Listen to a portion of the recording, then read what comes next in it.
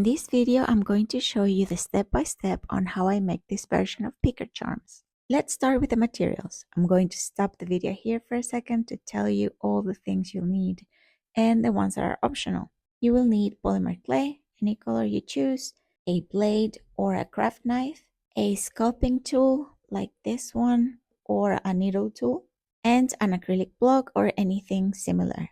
You will also need a short piece of wire, or if you don't have that, you can also use a toothpick. I'll also be using dotting tools and soft pastels to color the picker, but this is completely optional. Okay, so let's start making our picker. First thing, you need to prepare your clay. That means conditioning it to make sure it's easy to work with. And you're gonna make a thick coil.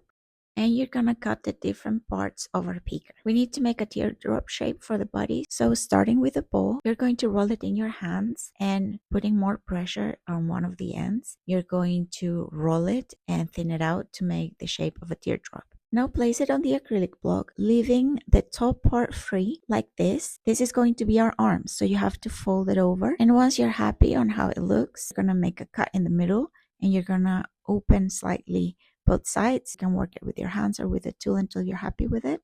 The next step is working on the head. You're going to roll a ball and measure it to see if it matches the size of your body. And then you're going to introduce the piece of wire or toothpick in the head and then that one into the body. Press it down to secure it. And what we're going to do is blend it very well, like you can see here, so the head gets fixed and secured to the body. Now moving on to the legs, you're gonna press down and thin out a little bit the bottom of the body, and you're going to do what you did for the arms. So you're gonna cut this time the shape of a triangle like this, and then you're gonna work it with your tools until you're happy on how it looks. For the tail, we're gonna make a small coil. You're gonna roll and then you're going to divide it in the middle. And you're going to make the end of the tail round, and then you're going to bend it to give it this kind of candy cane look. And you're going to cut the excess. You're going to place it on your charm, and using one of your tools, you're going to blend the end of it. You can also use a bit of isopropyl alcohol to smooth it out. Now it's time to make the ears. And we're gonna roll a ball of clay, a small one, and then we're gonna press it down with anything. You can use the acrylic block as well. And we're gonna make small squares.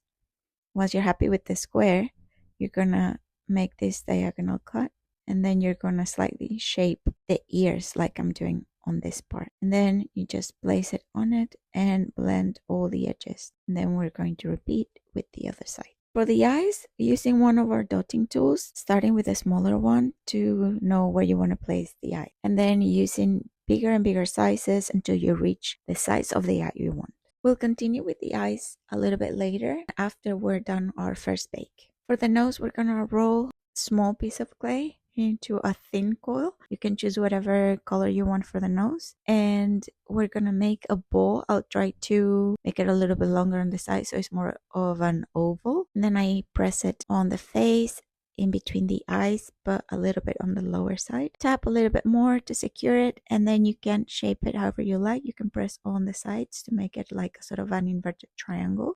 And now it's time to use the soft pastels, and I mix a couple of different shades of orange in this case. You can completely skip this step if you're happy with the color that you have for your cat. If you're making like a black cat, you don't need to do this step. So now that we're done with the shading or painting, we're gonna do the whiskers. And for this, you're gonna make very, very, very thin coils. What it works for me is that I roll a little tiny ball in my hands so it will warm up, and then you make a coil and you spread your fingers as you're rolling it, and that's how you get like very thin ones. You're going to cut like short pieces. Try to make them all the same size, and then you're going to place them on the side of the eye sockets. And these are going to be your whiskers. If the color you chose for your cat is dark, I would recommend using like a light brown, like beige or even white clay to make the whiskers and even the nose. So now it's time to bake it for the first time, and what I'm going to do is going to place the picker on top of a silicone mold. Try to keep its shape as much as possible, and I'm going to bake it at 120 degrees Celsius for 20-25 minutes. I thought this was the end of it because when I came back to get it, I saw it was on its head and I thought it was ruined, but when I checked it, everything looked fine. So I think it baked before falling over. So once our picker is cold to the touch, we're going to proceed with making the eyeballs. And you're going to get a little bit of white clay. You're going to make 2 white balls to fit on your eye sockets. So maybe you're going to have to try a few times to see what's the size that you need. Put a little bit of liquid clay if you have to secure it, and then you put the balls in the eye sockets, press them down with your fingers or with a dotting tool. If there's a bit of excess, you can remove that with a blade and then tapping it with your finger or one of the dotting tools. And for the iris, we're going to choose a different color. In this case, I'm using a caramel brown, and I'm making 2 tiny balls that I'm going to press with my acrylic block, and I'll try to make them as equal as possible. And then you press them into the white clay, tap them a few times to secure it, and that would be our eyes. Done.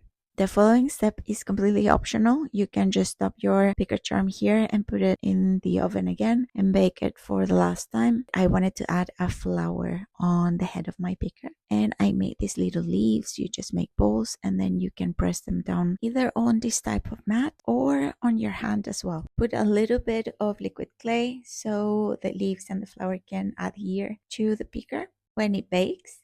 And for the flower, we need to make more balls and whatever color you want your flower to be. We're gonna make these little petals, doing the same thing we did for the leaves. You're gonna shape them and then you're gonna add them to the top of the head, and you're gonna shape your flower however you want it, 3, 4, or 5 petals. Lastly, for the center of your flower, you're gonna roll a small yellow ball, and then you're gonna use your dotting tool or your needle tool to give it some texture.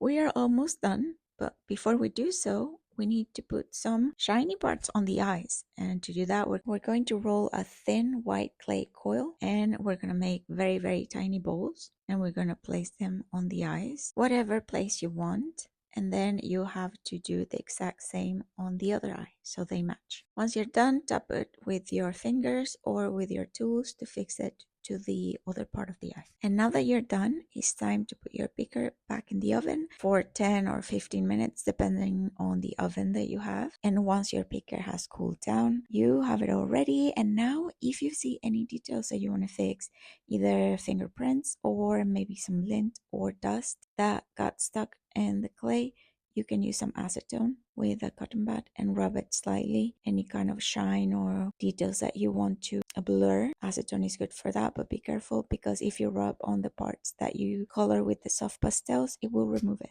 This last step is also optional, but I would recommend it so your picker is more durable, and is to glaze it or varnish it. In this case, I'm using the Fima varnish that is made for polymer clay, and I'll just do 1 layer. You can do a few more. It takes a few minutes to dry, and I would just leave it every 10 minutes if you want to put more than 1 layer. And I would do front and back separately, and I will put one of these sticky tabs on my picker. And that is the absolute final step, and now it's completely done and ready to use. You can put it whatever you want, on a phone case, on your iPad or tablet, on your game console, on your desk, whatever you want. You'll have this little friend keeping you company. What do you think? Did you like it? What other things would you like to learn? Let me know in the comments, and thank you so much for watching.